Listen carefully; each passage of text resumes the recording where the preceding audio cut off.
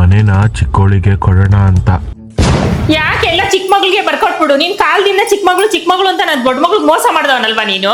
ಅದ್ಯಾಕಕ್ಕ ಏನು ಸಿಕ್ಕೇ ಇಲ್ಲ ಅನ್ನಂಗ್ ಮಾತಾಡ್ತೀಯ? ಆ ಕಾಲದಲ್ಲಿ ನಮ್ಮಪ್ಪ ಒಳ್ಳೆ ಗಂಡು ಹುಡುಕಿ ನಿಂಗೆ ಮದುವೆ ಮಾಡಿಲ್ಲ, ಅದನ್ನೂ ಬೀದಿನ ಮದುವೆ ಮಾಡಿದ್ರು ಅಂತ ಹೇಳಿ ಇದ್ಬದ್ ಅಮ್ಮನ್ ಒಡವೆ ಎಲ್ಲ ಎತ್ಕೊಂಡೋದೆ. ನಾನೇನ ಕೇಳದ್ನಾ? ಅವಾಗ ಅಪ್ಪನ್ ನೋಡಕ್ ಬಂದು ನಿನ್ನಂಗೆ ಒಂದೊಂದೇ ಪತ್ರಕ್ ನಾನ್ ಸೈನ್ ಹಾಕ್ಸ್ಕೊಂಡು ಹೋಗ್ಲಿಲ್ಲ. ಇವಾಗ ಏನವ ಎಲ್ಲ ನಾನೇ ಬರ್ಸ್ಕೊಂಬಿಟ್ಟಿನಿ ತಾನೆ. ಇವಾಗ ನಿನ್ಗೂ ಒಂಚೂರು ಬರ್ಕೊಡ್ತಾರಂತಲ್ಲ, ತಗೊಂಡೋಗು. ಸುಮ್ನೆ ಯಾಕೆ ಇಲ್ಲಿ ಬಂದ್ ಕೆರೆ ತೆಗಿತ್ಯಾ? ನೀನ್ ಗಂಟಿ ಇಸ್ಕೊಬಿಡು, ನನಗ್ ಚೂರು ಪಾರು ಕೊಡ್ಸ್ಬಿಟ್ಟು ಕೈ ತೊಳ್ಕೊಂಬಿಡು. ಅಯ್ಯೋ ದೇವ್ರೆ, ನನ್ ಮನೆ ಹಾಳು ಮಾಡ್ಬಿಟ್ಲಲ್ಲಪ್ಪ ಇವಳು. ಯವ್ವ, ನಾನ್ ನಿನ್ ಮನೆ ಹಾಳು ಮಾಡದ್ನ? ನಿನ್ ಬಾಯಿಗಿಷ್ಟು.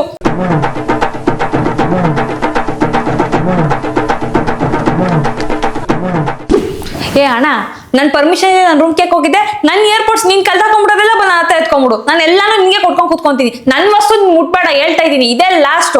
ಇನ್ನೊಂದ್ಸರಿ ನನ್ ವಸ್ತು ಮುಟ್ಟದೋ ಅಲ್ಲ, ಈಗ್ಲೇ ಹಿಂಗ್ ಆಡ್ತಿರಲ್ಲ, ನಾಳೆ ಆಸ್ತಿ ಭಾಗ ಅಂತ ಬಂದ್ರೆ ಹೆಂಗ್ ಆಡಲ್ಲ ನೀವು?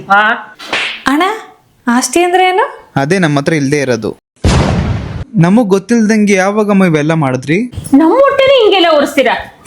ದೇವ್ರ ನಿಮ್ಗೆ ಒಳ್ಳೇದ್ ಮಾಡ್ತಾನ? ನಮ್ಮನ್ನೇ ಹಿಂಗೆಲ್ಲ ಆಡ್ಕೊಂಡು ಅವಮಾನ ಮಾಡ್ತೀರಾ? Hello